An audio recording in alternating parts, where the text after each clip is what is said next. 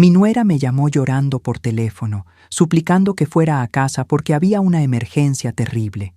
Conducía a toda velocidad, pero un minuto antes de meter la llave en la cerradura, miré la notificación de la cámara de seguridad en mi celular y me quedé helada. Lo que me esperaba adentro no era una emergencia familiar, sino una trampa mortal diseñada para acabar con mi vida en segundos. Si hubiera abierto esa puerta, hoy no estaría aquí contando esta historia. Ella había cavado mi tumba, pero no tenía idea de que sería ella misma quien caería en ella. Lo que vi dentro de esa casa y el milagro que ocurrió después los dejará sin aliento. La justicia llegó de la forma más inesperada. Antes de continuar, suscríbete al canal y cuéntanos desde dónde nos escuchas. Si están listos, volvamos a ese día terrible. Me llamo Adriana Morales, vivo en Guadalajara, México, y soy una maestra jubilada que ha dedicado su vida a la educación. Siempre creí que podía leer a las personas, pero nunca imaginé que la prueba más difícil de mi vida ocurriría dentro de mi propia casa, con la mujer que mi hijo Diego eligió como esposa. Diego se casó con Camila hace 2 años. Por fuera, Camila parecía un ángel, amable, silenciosa y respetuosa. Pero en sus ojos yo veía ese brillo calculador y esa envidia que solo otra mujer puede reconocer. Sabía que ella codiciaba mi casa, esa que compré con años de esfuerzo y mi pensión de maestra. Sin embargo, guardé silencio por la felicidad de mi hijo, hasta ese fatídico día. Todo comenzó como una tarde cualquiera. Eran las 2 de la tarde cuando mi teléfono sonó. Al contestar, escuché el grito desgarrador de Camila. «Adriana, rápido, por favor, ven a la casa. Es urgente». Su voz sonaba tan convincente, tan llena de terror, que no lo dudé ni un segundo. ¿Le había pasado algo a Diego? ¿Un infarto? ¿Un accidente? Tomé mi bolso y corrí a mi coche con el corazón en la garganta. El trayecto de 15 minutos se sintió eterno. En mi mente pasaban los peores escenarios posibles. Al llegar a la calle de mi casa, noté un silencio extraño. Estacioné bajo el árbol y corrí hacia la entrada. Mi mano temblaba incontrolablemente mientras acercaba la llave a la cerradura. Justo en ese instante, quizás fue un instinto de madre o un milagro divino que me protegía, mi teléfono vibró en mi bolsillo. Era una notificación de movimiento de la cámara de seguridad oculta que habíamos instalado en la entrada y la sala el mes pasado, algo que Camila no sabía. Una voz en mi cabeza me susurró: «Mira, Adriana, no abras esa puerta todavía». Me detuve en seco. Con dedos temblorosos, abrí la aplicación en mi celular. Cuando la imagen cargó, sentí que la sangre se me helaba y dejé de respirar. No había ladrones, ni nadie enfermo en el suelo. En la sala, había 3 hombres vestidos con trajes de protección industrial amarillos y máscaras de gas completas cubriendo sus rostros. Estaban rociando una niebla densa y gris por toda la casa con unos tanques enormes. No era una fumigación normal contra insectos, era un tratamiento químico industrial de alta potencia, capaz de colapsar los pulmones de una persona en segundos si se inhala sin protección. Y lo más aterrador fue lo que vi después. Vi a Camila en la puerta del patio trasero, con una máscara puesta, mirando su reloj y sonriendo. Estaba calculando mi tiempo de llegada. Me había llamado con la excusa de una emergencia para que yo entrara corriendo a esa cámara de gas sin ninguna protección. Al abrir la puerta, habría inhalado ese veneno concentrado y caído muerta al instante. Y ella seguramente lloraría sobre mi cuerpo diciendo que fue un trágico accidente porque olvidé que estaban fumigando. Las lágrimas brotaron de mis ojos, pero no de miedo, sino de pura furia. Quise huir, pero entonces vi algo más en la pantalla del celular. Una carpeta brillante sobre la mesa, dejada allí a propósito entre la niebla tóxica. En ese momento comprendí que esto no era solo un intento de asesinato, sino parte de un robo masivo. Decidí que no abriría esa puerta, pero le daría una lección que ni el mismo diablo olvidaría jamás. Respiré profundo, tratando de controlar la tormenta de emociones que rugía dentro de mi pecho mientras observaba la pantalla de mi celular con las manos temblando de rabia contenida, porque lo que estaba viendo no era simplemente una traición cualquiera, sino un plan meticulosamente elaborado para borrarme de la faz de la tierra y quedarse con todo lo que había construido durante décadas de trabajo honesto y sacrificio. Camila había calculado cada segundo, cada movimiento, cada detalle de mi muerte, como si fuera una directora de cine planeando la escena perfecta del crimen. Pero lo que ella no sabía era que yo también había aprendido algunas cosas durante mis 40 años como maestra, enfrentando a estudiantes manipuladores y padres mentirosos que intentaban engañarme con excusas elaboradas. Guardé mi teléfono en el bolsillo y caminé hacia atrás lentamente, alejándome de la puerta, mientras mi mente trabajaba a 1000 revoluciones por minuto, procesando toda la información y conectando los puntos de una conspiración que probablemente había comenzado meses atrás. Recordé entonces todas esas veces que Camila había preguntado casualmente sobre mis documentos importantes, sobre dónde guardaba las escrituras de la casa, sobre mi testamento, sobre las cuentas bancarias, siempre con esa vocecita dulce e inocente que ahora reconocía como el veneno de una serpiente disfrazada de paloma. Me escondí detrás del coche estacionado en la entrada desde donde podía ver la puerta principal sin ser vista, y marqué rápidamente el número de mi prima Beatriz, quien trabajaba como abogada especializada en casos de fraude y había manejado situaciones incluso más complejas que esta. Cuando contestó después del tercer timbrazo, le expliqué la situación completa en susurros urgentes mientras mantenía mis ojos fijos en la entrada de mi casa, donde en cualquier momento podrían salir esos hombres con sus trajes amarillos de protección. Beatriz escuchó todo sin interrumpir, y cuando terminé de hablar, hubo un silencio de 3 segundos que se sintió como una eternidad hasta que finalmente dijo con esa voz firme y profesional que tanto admiraba: Adriana, escúchame con mucha atención, porque lo que voy a decirte puede salvarte la vida, y además meter a Camila en la cárcel por los próximos 20 años si seguimos el protocolo exacto que te voy a explicar ahora mismo, pero necesito que mantengas la calma absoluta y hagas exactamente lo que te diga sin desviarte ni 1 milímetro del plan. Me explicó que debía grabar todo lo que estaba sucediendo desde múltiples ángulos, usando no solo las cámaras de seguridad, sino también mi celular desde afuera, que debía llamar inmediatamente a la policía, pero no como víctima de un intento de asesinato todavía, sino reportando una fumigación ilegal sin permisos en una zona residencial que ponía en peligro a los vecinos, porque así llegarían más rápido sin que Camila sospechara que yo estaba detrás de la llamada. Mientras Beatriz hablaba, yo asentía con la cabeza, aunque ella no podía verme, y sentía cómo mi pánico inicial se transformaba en una determinación fría y calculada que nunca antes había experimentado en toda mi vida. Colgué el teléfono y de inmediato llamé al número de emergencias policiales con voz temblorosa y preocupada, fingiendo ser una vecina alarmada. Por favor, necesito ayuda urgente. Hay unos hombres con trajes químicos rociando sustancias tóxicas en la casa de enfrente y el olor está llegando hasta mi jardín donde mis nietos están jugando. Tengo miedo de que sea algo peligroso y no tienen ningún permiso visible ni señalización de advertencia como exige la ley.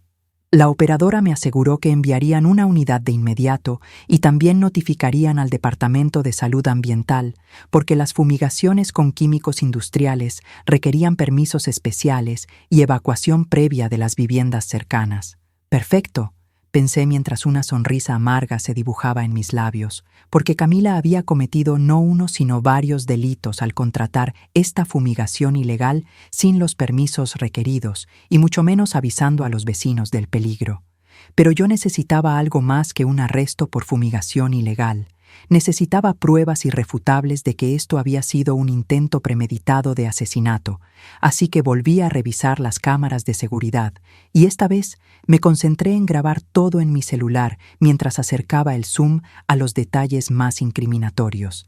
Grabé a Camila quitándose la máscara de gas y revisando su reloj cada 30 segundos, con esa expresión de ansiedad mezclada con expectativa maliciosa. Grabé cómo les hacía señas a los fumigadores para que rociaran más producto específicamente cerca de la entrada principal, donde yo supuestamente entraría corriendo. Grabé el momento exacto en que ella tomó esa carpeta brillante de la mesa y la abrió brevemente, mostrando lo que parecían ser documentos legales con mi firma falsificada. Mientras grababa, escuché las sirenas acercándose por la avenida principal y vi cómo Camila se ponía pálida dentro de la casa al darse cuenta de que algo había salido terriblemente mal con su plan perfecto. Los fumigadores también escucharon las sirenas y comenzaron a guardar apresuradamente su equipo con movimientos torpes y nerviosos como criminales sorprendidos en pleno acto. 2 patrullas policiales y un vehículo del Departamento de Salud Ambiental se estacionaron frente a mi casa, bloqueando toda la calle y provocando que varios vecinos curiosos salieran a sus ventanas y jardines para ver qué estaba sucediendo. Salí de mi escondite detrás del coche y caminé directamente hacia el oficial a cargo, identificándome como la propietaria de la vivienda mientras le mostraba mi identificación y le explicaba que yo no había autorizado ninguna fumigación y que mi nuera Camila había contratado este servicio sin mi conocimiento ni consentimiento, estando yo fuera de casa. El oficial, un hombre de unos 40 años con expresión seria y profesional, miró hacia la casa y luego hacia mí con el ceño fruncido. Señora Morales, ¿está usted consciente de que el químico que están usando ahí dentro es fosfuro de aluminio mezclado con otros compuestos altamente tóxicos que están prohibidos para uso residencial en México y solo se permiten en fumigaciones agrícolas industriales con evacuación obligatoria de un radio de 200 metros? Sentí que las rodillas se me doblaban al escuchar eso, porque fosfuro de aluminio era literalmente un veneno letal que liberaba gas fosfina capaz de matar a una persona adulta en menos de 5 minutos si lo inhalaba directamente. Y Camila había llenado mi casa con eso, sabiendo perfectamente que yo vendría corriendo sin protección alguna.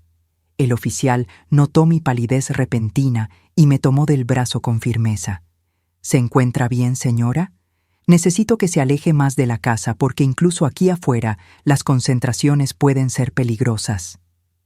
Me llevó hasta la patrulla donde me senté en el asiento trasero con la puerta abierta mientras observaba cómo un equipo completo de respuesta a materiales peligrosos llegaba en un camión especializado con más hombres en trajes de protección que comenzaron a acordonar toda el área con cinta amarilla de precaución y a evacuar a los vecinos de las casas adyacentes que salían confundidos y asustados, preguntando qué demonios estaba pasando.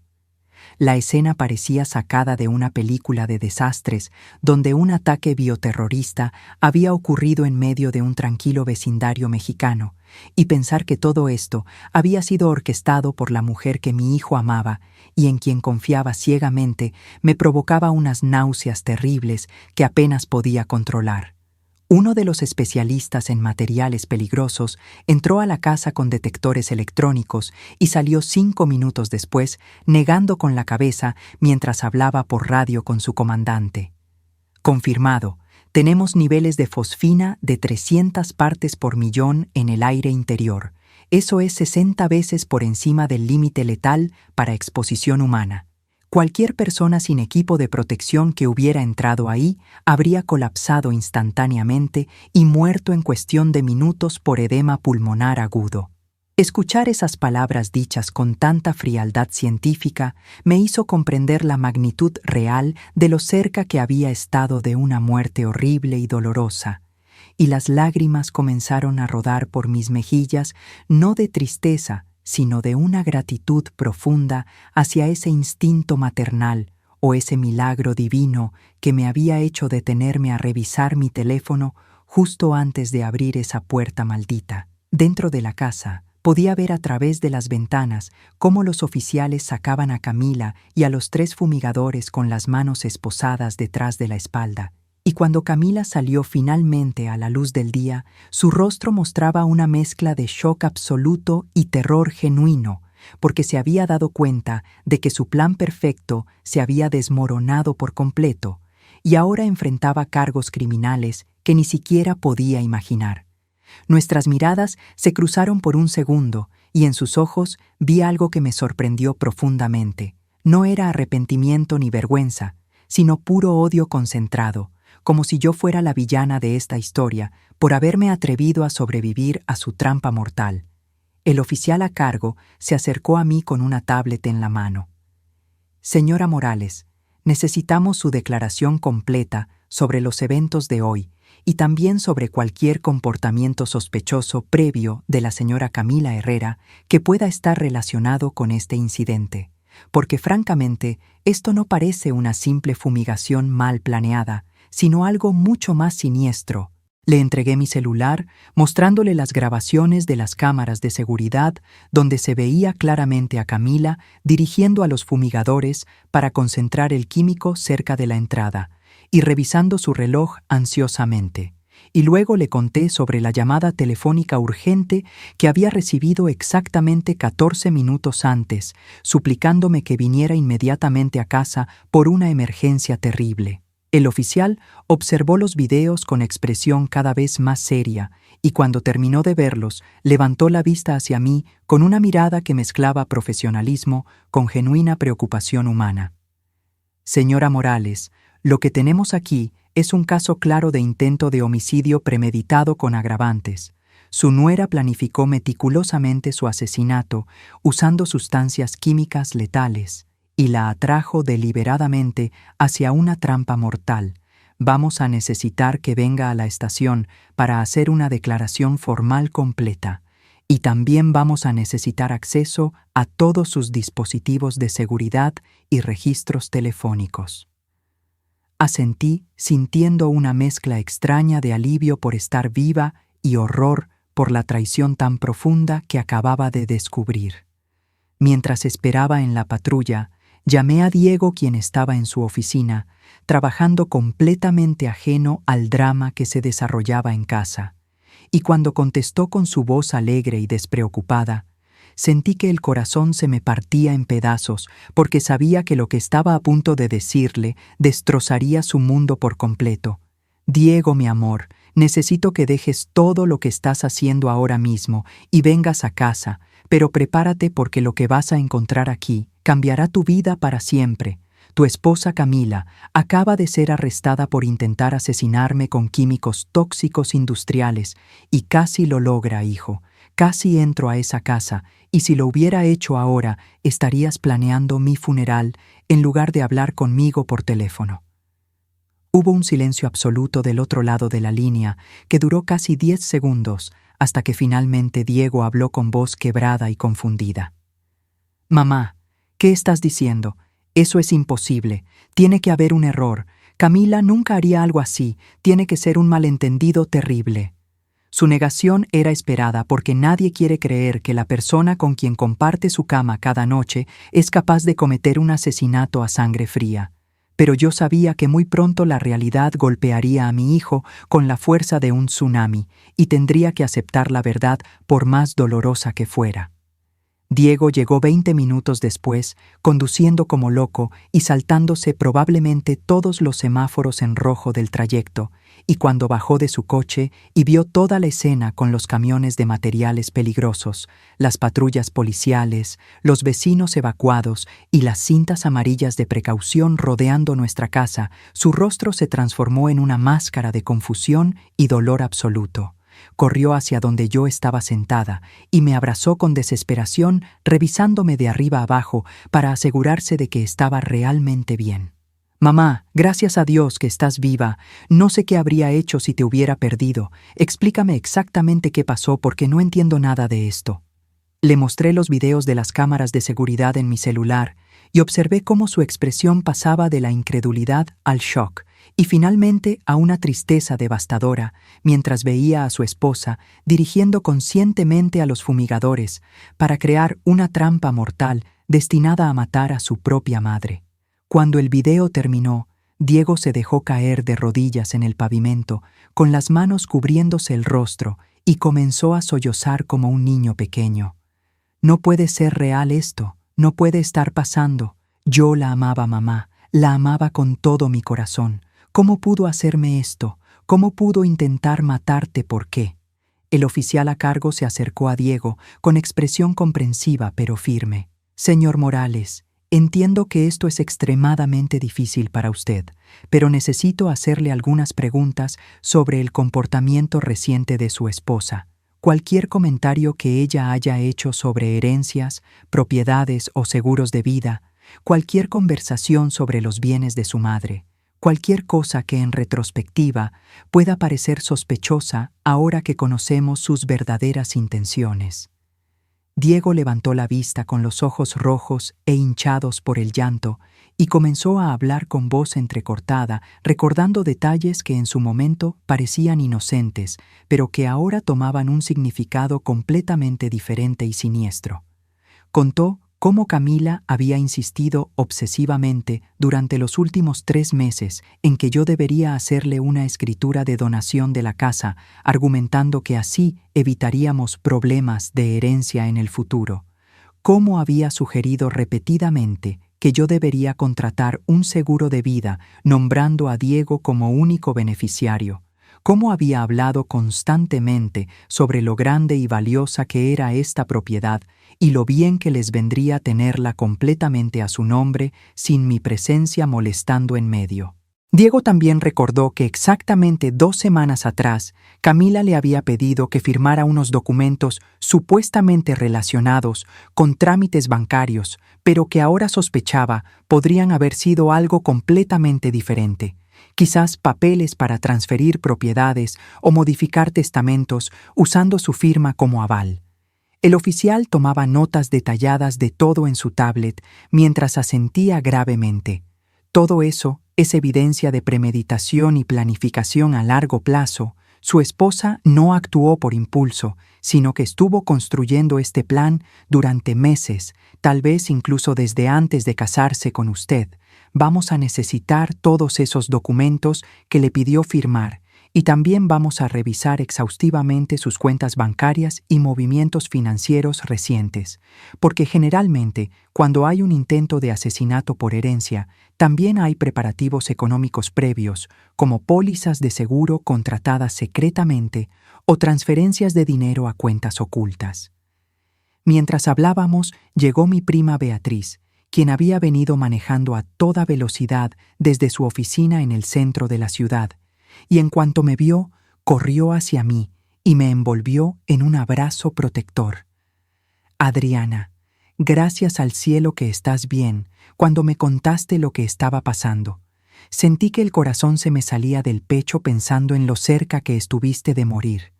Ahora escúchame con atención, porque vamos a asegurarnos de que Camila pague por cada segundo de sufrimiento que intentó causarte y de que nunca pueda salir de la cárcel para amenazar a nadie más. Beatriz inmediatamente se puso en modo abogada profesional y comenzó a hablar con los oficiales sobre cargos adicionales, sobre la necesidad de investigar conexiones con los fumigadores, para determinar si sabían que estaban participando en un intento de asesinato, o si Camila les había mentido, sobre la importancia de preservar todas las evidencias digitales, incluyendo llamadas telefónicas y mensajes de texto. Uno de los detectives que había llegado posteriormente para hacerse cargo de la investigación criminal me llevó aparte y me hizo una pregunta que me dejó helada. Señora Morales, necesito que piense cuidadosamente antes de responder esto. ¿Existe alguna posibilidad de que su nuera haya intentado hacerle daño en ocasiones anteriores de formas más sutiles que usted no reconoció como ataques en su momento? La pregunta me golpeó como un rayo, porque de repente comenzaron a surgir en mi memoria docenas de incidentes pequeños que había descartado como accidentes o coincidencias, pero que ahora bajo esta nueva luz siniestra cobraban un significado completamente diferente. Recordé aquella vez hace 6 meses, cuando me enfermé gravemente después de comer un postre que Camila había preparado especialmente para mí. Los médicos dijeron que era una intoxicación alimentaria común, pero ahora me preguntaba si había sido realmente accidental. Recordé las escaleras que misteriosamente estaban mojadas y resbalosas justo cuando yo iba a bajar una noche oscura y casi me caigo rompiéndome el cuello. Camila había dicho que había limpiado y olvidó poner las señales de precaución, pero quizás no fue olvido, sino intención deliberada. Recordé mis medicamentos para la presión que desaparecieron durante una semana completa, provocándome una crisis hipertensiva que me llevó al hospital. Camila juró que no sabía dónde estaban, pero luego aparecieron mágicamente en un lugar donde yo ya había buscado 1000 veces. Le conté todos estos incidentes al detective, quien los anotaba meticulosamente, mientras negaba con la cabeza con expresión cada vez más sombría. Señora Morales, lo que me está describiendo es un patrón clásico de intentos de asesinato escalados gradualmente. Los criminales que planean matar a alguien cercano generalmente comienzan con métodos sutiles que pueden parecer accidentes naturales, y solo cuando esos fallan o no son suficientemente rápidos, escalan a métodos más directos y violentos, como el que intentó usar hoy. Vamos a reabrir la investigación de todos esos incidentes previos y revisar registros médicos y cualquier otra evidencia que pueda demostrar que esto no fue un plan de último momento, sino una campaña sistemática de asesinato que venía desarrollándose durante más de medio año.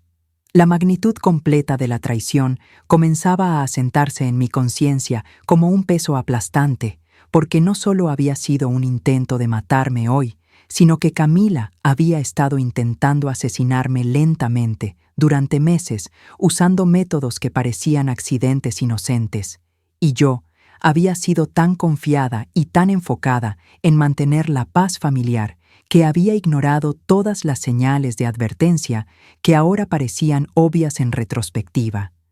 Me sentí idiota y vulnerable como nunca antes en mi vida, cuestionando mi propio juicio y preguntándome cómo una maestra experimentada que había pasado décadas leyendo el comportamiento humano había fallado tan completamente en detectar a una asesina viviendo bajo su propio techo. Diego estaba sentado en el bordillo de la acera, con la cabeza entre las manos, completamente destrozado emocionalmente, y cuando me acerqué a consolarlo, me miró con ojos llenos de culpa y autorrecriminación. Mamá, esto es mi culpa, yo la traje a nuestras vidas, yo te pedí que le dieras una oportunidad, yo defendí su comportamiento extraño, diciéndote que solo era tímida o que estaba adaptándose a la familia. Si hubieras muerto, hoy hubiera sido por mi culpa por ser tan ciego y tan estúpido al no ver lo que ella realmente era. Lo abracé fuertemente mientras mis propias lágrimas comenzaban a fluir otra vez. No, Diego, tú no tienes la culpa de nada porque el amor nos hace confiar y ver lo mejor en las personas. Camila es una manipuladora experta que nos engañó a ambos con una máscara de inocencia perfectamente construida. Lo importante ahora es que estoy viva y que ella va a pagar por lo que intentó hacer. Pasaron 2 horas antes de que finalmente pudieran ventilar la casa completamente y declarar el área segura para reingreso, y cuando los especialistas en materiales peligrosos dieron la autorización, el detective me pidió que entrara con él para identificar si faltaba algo o si había algo fuera de lugar, más allá de la obvia contaminación química. Entramos usando todavía máscaras de protección ligeras por precaución, y lo que vi me rompió el corazón de una manera diferente, porque esta había sido mi hogar durante 20 años, el lugar donde crié a Diego después de que su padre muriera, el lugar lleno de recuerdos y amor, y ahora estaba contaminado literal y figurativamente por el odio y la codicia de una mujer que solo veía valor monetario donde yo veía historia familiar. Caminamos hacia la mesa donde había visto esa carpeta brillante en las grabaciones de seguridad, y efectivamente ahí estaba, y cuando la abrimos encontramos algo que me dejó sin aliento porque era incluso peor de lo que había imaginado. Dentro había documentos falsificados con mi firma, donde supuestamente yo donaba la propiedad completa de la casa a Diego y Camila. Había un testamento apócrifo nombrando los herederos universales de todos mis bienes. Había pólizas de seguro de vida por 2 millones de pesos contratadas a mi nombre con Camila como beneficiaria directa usando información personal robada.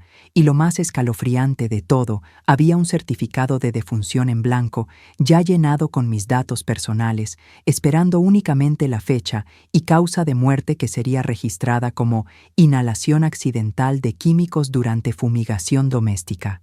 El detective fotografió cada documento meticulosamente, mientras su expresión mostraba una mezcla de profesionalismo y genuina indignación. Esto es premeditación en su forma más pura y calculada. Ella tenía literalmente preparado su certificado de defunción antes de matarla. Iba a llenar la fecha de hoy y presentarlo junto con todos estos documentos falsificados para reclamar inmediatamente su herencia sin siquiera esperar un funeral decente. Señora Morales, usted no tiene idea de la suerte increíble que tuvo al revisar esa cámara de seguridad, porque si hubiera entrado por esa puerta, estaría muerta, y todo su patrimonio estaría ahora en manos de su asesina sin que nadie sospechara nada, porque todo parecería un accidente trágico perfectamente documentado. Seguimos revisando la casa y encontramos más evidencia incriminatoria en el dormitorio que Diego compartía con Camila. Había cuadernos ocultos en el fondo del armario, donde ella había estado planificando cada detalle del asesinato durante meses, con una meticulosidad aterradora que incluía cronogramas, listas de verificación, cálculos de dosificación química, planes de contingencia en caso de que algo saliera mal, y lo más perturbador de todo, había fotos mías tomadas secretamente en diferentes lugares y momentos, con anotaciones sobre mis rutinas diarias, mis horarios, mis hábitos, como si fuera una presa siendo estudiada por un depredador paciente esperando el momento perfecto para atacar. Entre esos cuadernos encontramos también correspondencia impresa con los fumigadores, donde quedaba absolutamente claro que Camila les había explicado exactamente lo que quería lograr. Les había dicho que una persona mayor molesta vivía en la casa y que necesitaba desaparecer de forma que pareciera natural. Los mensajes mostraban que los fumigadores sabían perfectamente que estaban participando en un asesinato premeditado y habían cobrado 50,000 pesos por el trabajo sucio, 3 veces más que el costo de una fumigación normal, porque el precio incluía su silencio y complicidad criminal. Diego había entrado a la casa detrás de nosotros y cuando vio todos esos documentos y cuadernos, simplemente se derrumbó contra la pared, deslizándose hasta quedar sentado en el suelo, con expresión de shock profundo. Ella me preguntaba todo el tiempo sobre tus rutinas. Mamá me decía que quería sorprenderte con cosas lindas preparándote desayunos o limpiando la casa cuando no estuvieras. Yo le contaba inocentemente a qué hora salías a caminar, a qué hora ibas al mercado, a qué hora volvías de visitar a tus amigas, sin saber que cada información que le daba la estaba usando para planificar tu muerte con mayor precisión. Soy un idiota completo que le dio a mi esposa todas las herramientas necesarias para asesinar a mi propia madre. Me senté junto a él en el suelo sin importarme ensuciar mi ropa y tomé su mano entre las mías. Diego, escúchame bien porque esto es importante. Tú eres una víctima también en todo esto. Camila te manipuló igual que a mí, usando tu amor y tu confianza en su contra. Ella es una psicópata experta que probablemente ha hecho esto antes o al menos ha estado planeándolo desde mucho antes de conocerte. La culpa no es tuya ni mía, sino únicamente de ella y de su corazón podrido, lleno de codicia y maldad. Nos quedamos ahí sentados en el suelo, abrazados, como cuando Diego era un niño pequeño y tenía pesadillas, excepto que esta vez la pesadilla era real y había estado viviendo en nuestra casa, compartiendo nuestras comidas y durmiendo en la habitación de al lado. El detective interrumpió nuestro momento con voz respetuosa pero urgente. Señor y señora Morales, necesito informarles que encontramos algo más que deben ver antes de que saquemos todo como evidencia. Por favor, síganme al sótano. Bajamos por las escaleras hacia el sótano, que generalmente usábamos solo para almacenamiento, y lo que encontramos allí me provocó escalofríos que recorrieron toda mi columna vertebral, porque había un espacio que había sido preparado, obviamente con mucha anticipación. Había lonas de plástico industrial cubriendo el piso, había herramientas de excavación, había bolsas de cal viva apiladas en la esquina. Había todo lo necesario para deshacerse de un cuerpo de forma permanente.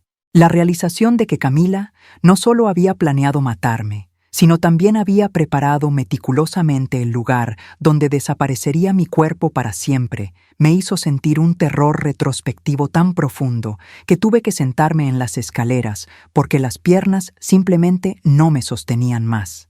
El detective explicó con voz sombría que este nivel de preparación indicaba que estábamos tratando con alguien que había estudiado extensivamente técnicas criminales y que posiblemente había consumido gran cantidad de contenido sobre asesinatos y encubrimientos. Alguien que había fantaseado con este crimen durante tanto tiempo que cada detalle estaba perfeccionado hasta el último milímetro. Diego vomitó en una esquina del sótano al ver toda esa preparación macabra y entender que la mujer con quien se acostaba cada noche había estado literalmente cavando la tumba de su madre bajo sus propios pies sin que él tuviera la menor idea. Subimos rápidamente del sótano porque quedarse ahí mirando ese escenario de pesadilla era demasiado para cualquier persona con un mínimo de humanidad. Y cuando llegamos nuevamente a la sala, encontramos que había llegado otro detective senior acompañado de una psicóloga forense especializada en perfiles criminales que quería hacerme algunas preguntas sobre Camila para construir un perfil psicológico completo que ayudaría en el juicio. La psicóloga, una mujer de unos 50 años con expresión amable pero penetrante, me hizo sentar en el sofá y comenzó a preguntarme sobre el comportamiento general de Camila durante los 2 años que había estado en nuestra familia. Preguntaba sobre su historia personal, sobre su familia de origen, sobre sus relaciones previas, sobre cualquier comentario extraño o comportamiento antisocial que hubiera mostrado en situaciones cotidianas. Respondí lo mejor que pude, recordando detalles que había almacenado en mi memoria sin darles importancia en su momento, pero que ahora parecían piezas fundamentales de un rompecabezas psicológico muy perturbador. Recordé que Camila había contado historias contradictorias sobre su pasado dependiendo de con quién hablara. Le había dicho a Diego que sus padres habían muerto en un accidente automovilístico cuando era adolescente, pero a mí me había contado que murieron de enfermedades naturales cuando era adulta joven. Recordé que nunca había querido que conociéramos a ningún miembro de su familia extendida argumentando que estaban distanciados por problemas antiguos, lo cual ahora me parecía sospechoso porque quizás no quería que descubriéramos cosas oscuras de su pasado. Recordé que había cambiado de trabajo 5 veces en 2 años, siempre con excusas sobre jefes difíciles o compañeros envidiosos, pero quizás la realidad era que su personalidad tóxica la hacía incompatible con cualquier ambiente laboral normal. La psicóloga anotaba todo con expresión cada vez más seria y finalmente cerró su cuaderno con un suspiro profundo. Señora Morales, basándome en lo que me ha contado y en la evidencia física que hemos encontrado aquí, mi evaluación preliminar es que Camila Herrera presenta características consistentes con trastorno antisocial de la personalidad, combinado con rasgos narcisistas y posiblemente psicopáticos. Ella no siente empatía real hacia otras personas, sino que las ve como objetos o herramientas para lograr sus objetivos personales. Probablemente, eligió a su hijo Diego específicamente porque identificó que usted tenía propiedades valiosas y pocas personas que la protegieran después de enviudar.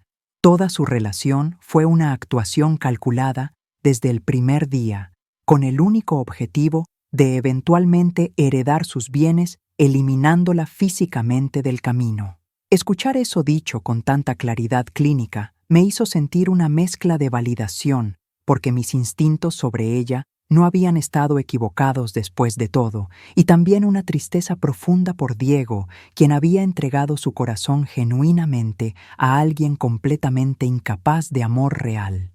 La psicóloga continuó explicando que personas como Camila son extremadamente peligrosas porque pueden mantener máscaras de normalidad durante años, esperando pacientemente el momento adecuado para atacar, y que incluso ahora arrestada y enfrentando cargos criminales, probablemente no sentía remordimiento genuino, sino solo frustración por haber sido capturada. Mientras procesábamos toda esta información, llegó Beatriz corriendo desde afuera con su laptop abierta y expresión de shock absoluto. Adriana, Diego, tienen que ver esto inmediatamente porque acabo de hacer una búsqueda profunda del historial legal de Camila Herrera, y lo que encontré es absolutamente aterrador. Nos mostró la pantalla donde había registros públicos de 3 estados diferentes, mostrando que Camila había estado casada anteriormente, no una sino 2 veces, y que ambos esposos previos habían muerto en circunstancias que en su momento fueron clasificadas como accidentes, pero que ahora bajo esta nueva luz parecían extremadamente sospechosos. El primer esposo había muerto hace 5 años por intoxicación con monóxido de carbono, supuestamente debido a una fuga accidental de gas en su apartamento. Camila había heredado su cuenta de ahorros completa, que ascendía a 300,000 pesos. El segundo esposo había muerto hace 3 años, cayendo por las escaleras de su casa y quebrándose el cuello. Camila había cobrado un seguro de vida de 500,000 pesos como beneficiaria. En ambos casos, las investigaciones policiales habían sido superficiales porque no había evidencia clara de juego sucio, y Camila había actuado como la viuda destrozada perfecta, llorando en todos los funerales y recibiendo condolencias de familiares que nunca sospecharon nada. Diego se puso de pie de un salto con rostro completamente pálido. Eso significa que ella ya mató a 2 personas antes y salió impune. Eso significa que mamá hubiera sido su tercera víctima y probablemente, después de heredar todo, habría encontrado alguna excusa para divorciarse de mí o quizás incluso eliminarme también si le convenía. Estuve viviendo con una asesina serial durante 2 años, compartiendo mi cama con alguien que ya había matado a sangre fría 2 veces antes. El detective senior inmediatamente tomó su radio y comenzó a coordinar con departamentos de policía en los otros estados para reabrir las investigaciones de esas muertes previas, porque ahora había causa probable para sospechar que habían sido homicidios disfrazados de accidentes. La magnitud completa del peligro en el que había estado, no solo yo, sino toda mi familia, se revelaba capa por capa como una cebolla podrida, y cada nueva revelación era más perturbadora que la anterior, mostrando que habíamos estado completamente ciegos ante una depredadora humana extremadamente sofisticada que había perfeccionado su método de matar durante años. Beatriz abrazó fuertemente a Diego, quien temblaba incontrolablemente, procesando el hecho de que había estado enamorado de una mujer que literalmente había asesinado a sus 2 esposos anteriores y estaba en proceso de asesinar a su madre para quedarse con su herencia antes de probablemente desecharlo también cuando ya no le fuera útil. Los siguientes días fueron un torbellino de declaraciones legales, entrevistas con medios de comunicación que se habían interesado en el caso por su naturaleza extremadamente dramática, y el proceso doloroso de comenzar a reconstruir nuestras vidas sabiendo que nunca volverían a ser iguales que antes. Diego se mudó temporalmente a casa de Beatriz porque no podía soportar estar en la casa donde su esposa había planeado el asesinato de su madre, y yo me quedé en un hotel mientras la propiedad era completamente descontaminada y renovada, porque cada rincón me recordaba la traición y el peligro del que apenas había escapado. La investigación policial expandida descubrió conexiones aún más oscuras cuando rastrearon las comunicaciones digitales de Camila y encontraron que había estado en contacto con foros clandestinos de Internet donde personas discutían métodos de asesinato sin detección. Había estado investigando durante meses sobre venenos, accidentes domésticos letales y formas de falsificar documentos legales. También encontraron que había estado vendiendo discretamente algunas de mis pertenencias valiosas en sitios de segunda mano, usando cuentas falsas, robando literalmente bajo mi nariz mientras preparaba mi eliminación completa. El fiscal del caso me llamó personalmente para informarme que tenían evidencia tan abrumadora y contundente que Camila enfrentaba múltiples cadenas perpetuas sin posibilidad de libertad condicional por intento de asesinato premeditado, falsificación de documentos, fraude, conspiración criminal y ahora también estaban presentando cargos adicionales por los 2 asesinatos previos de sus esposos anteriores que las nuevas investigaciones habían confirmado fueron definitivamente homicidios. Me dijo con voz firme y satisfecha que Camila nunca volvería a ver la luz del día fuera de una prisión de máxima seguridad. La primera audiencia judicial fue 3 semanas después del incidente y yo asistí acompañada de Diego y Beatriz. Necesitaba ver a Camila cara a cara en la corte y escuchar cómo intentaría defender lo indefendible. Cuando la trajeron esposada y con uniforme naranja de prisión, su apariencia había cambiado drásticamente. Ya no era la mujer dulce y delicada que conocíamos, sino que su verdadera naturaleza se mostraba claramente en sus ojos fríos y calculadores, que me miraron con odio puro, sin ningún rastro de remordimiento o vergüenza. El juez leyó los cargos uno por uno en una letanía interminable de crímenes que hizo que varios espectadores en la sala jadearan audiblemente, y cuando le preguntó a Camila cómo se declaraba ella, levantó la barbilla con arrogancia desafiante y dijo en voz clara y sin emoción: «No culpable por razón de demencia temporal». Fue tan absurdo escucharla intentar usar esa defensa que casi me río en voz alta, porque toda la evidencia mostraba planificación meticulosa durante meses que era exactamente lo opuesto a cualquier acto impulsivo o demencial. El abogado defensor que le habían asignado parecía incómodo y claramente sabía que estaba defendiendo un caso perdido. Intentó argumentar débilmente que Camila había sido víctima de abuso psicológico y que sus acciones fueron resultado de estrés extremo y manipulación. Pero el fiscal destrozó esos argumentos en cuestión de minutos, presentando toda la evidencia de premeditación, los cuadernos de planificación, las comunicaciones con los fumigadores cómplices, los documentos falsificados preparados con anticipación y, sobre todo, la evidencia de los 2 asesinatos previos que mostraban un patrón claro de comportamiento criminal serial. Cuando fue mi turno de testificar, subí al estrado con piernas temblorosas, pero determinación de acero en mi corazón. Y durante 2 horas conté mi historia completa desde el principio, hasta ese momento terrible frente a la puerta, cuando revisé las cámaras de seguridad y vi la trampa mortal esperándome dentro.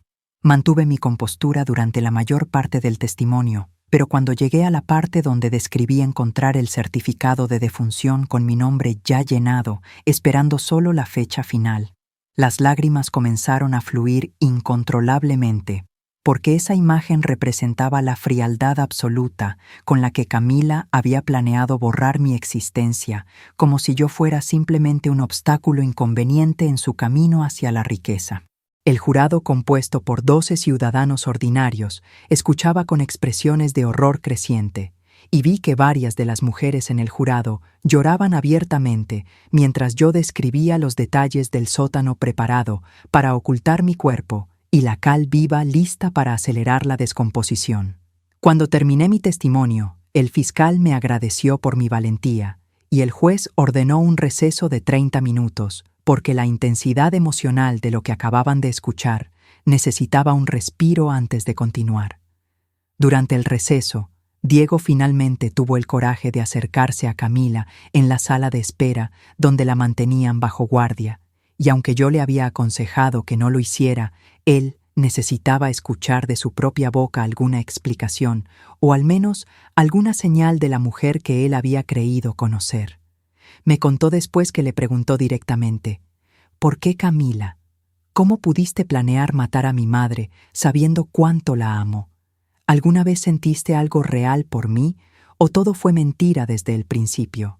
Y Camila lo miró sin ninguna emoción visible en su rostro y respondió con voz plana y mecánica: «Diego, tú eras un medio para un fin nada más. Necesitaba acceso a los bienes de tu madre, y casarme contigo era la forma más eficiente de lograrlo. Si hubiera funcionado, mi plan habría llorado en tu hombro mientras enterrábamos a Adriana, y luego habría esperado el tiempo apropiado antes de divorciarme llevándome la mitad de todo lo que heredaras. Pero honestamente, ni siquiera eras tan importante como para mantener la farsa más allá de lo necesario. Diego me contó que esas palabras lo golpearon como puñetazos físicos, pero también le dieron el cierre definitivo que necesitaba para dejar de torturarse preguntándose qué había hecho mal o cómo podría haber salvado su matrimonio. Salimos del tribunal rodeados de reporteros que gritaban preguntas y fotógrafos que disparaban sus cámaras creando un frenesí mediático, pero yo me sentía extrañamente calmada y en paz mientras caminaba de la mano con Diego hacia el estacionamiento donde Beatriz nos esperaba con el coche. Esa noche cenamos juntos en casa de Beatriz, compartiendo una comida simple pero deliciosa, mientras hablábamos no sobre el juicio o sobre Camila, sino sobre el futuro y sobre cómo reconstruiríamos nuestras vidas después de esta experiencia traumática. Diego eventualmente comenzó terapia intensiva para procesar todo el trauma de haber estado casado con una asesina serial y para aprender a confiar nuevamente en su propio juicio sobre las personas. Fue un proceso largo y doloroso que tomó más de 2 años, pero finalmente emergió más fuerte y más sabio que antes. Yo también hice terapia trabajando a través del miedo residual y los flashbacks de ese día terrible frente a la puerta cuando estuve a segundos de inhalar veneno letal.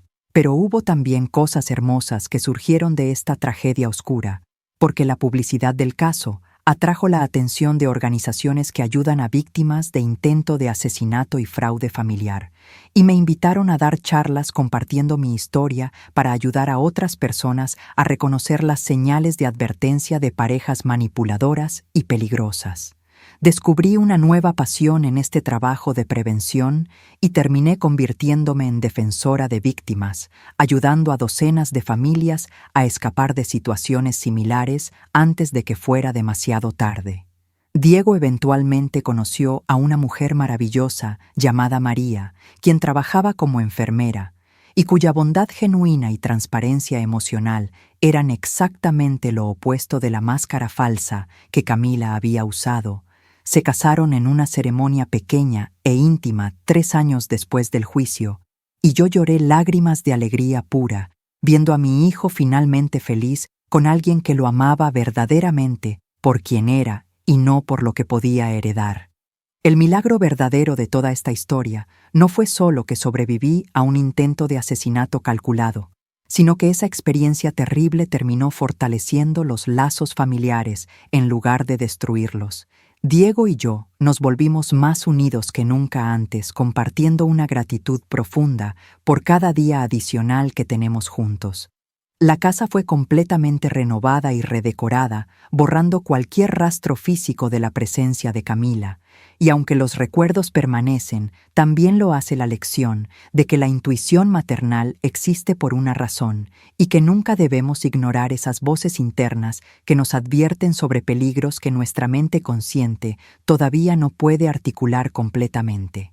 Camila permanece en prisión de máxima seguridad, donde, según escuché, ha intentado múltiples apelaciones que han sido rechazadas sistemáticamente porque la evidencia en su contra era simplemente demasiado abrumadora para ser cuestionada. Ocasionalmente recibo cartas suyas que ni siquiera abro, sino que entrego directamente a las autoridades, porque no le debo ni un segundo más de mi atención o energía emocional. Ella tomó su decisión de vivir como depredadora, y ahora enfrenta las consecuencias inevitables de esas elecciones mientras yo continúo viviendo mi vida rodeada de personas que genuinamente me aman. 5 años después del incidente, estoy sentada en mi jardín renovado, bebiendo té de manzanilla mientras observo a Diego jugar con sus 2 hijos pequeños que nacieron de su matrimonio con María, y me siento abrumada por una gratitud inmensa hacia ese instinto divino o ese milagro que me hizo detenerme y revisar mi teléfono justo antes de abrir esa puerta. Cada risa de mis nietos es un regalo que nunca habría experimentado si hubiera dado un paso más ese día terrible. Cada abrazo de Diego es un recordatorio de que el amor verdadero y la familia real siempre triunfan sobre la codicia y la maldad.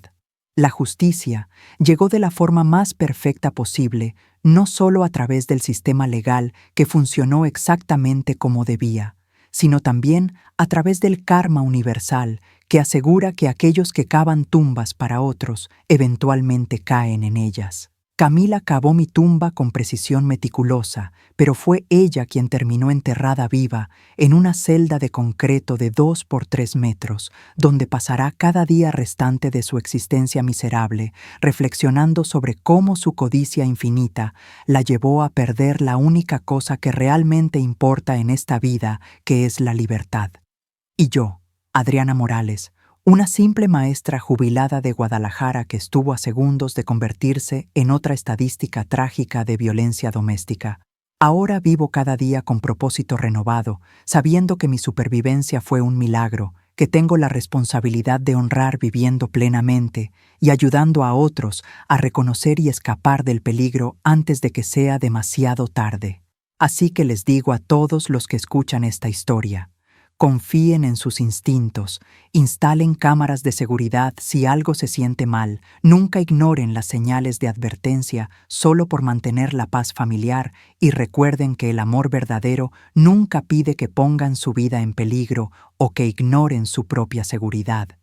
Mi historia terminó con justicia y sanación, pero muchas otras no tienen finales tan afortunados, así que aprendan de mi experiencia y protejan lo más valioso que tienen, que es su propia vida, y la de aquellos que genuinamente los aman sin segundas intenciones. La mujer que intentó matarme está donde pertenece. Mi familia está más fuerte que nunca. Y yo estoy viva contando esta historia increíble que casi termina en tragedia, pero que gracias a un milagro tecnológico y maternal se convirtió en un testimonio de supervivencia, justicia y el poder inquebrantable del amor familiar verdadero sobre la maldad humana más calculada y despiadada.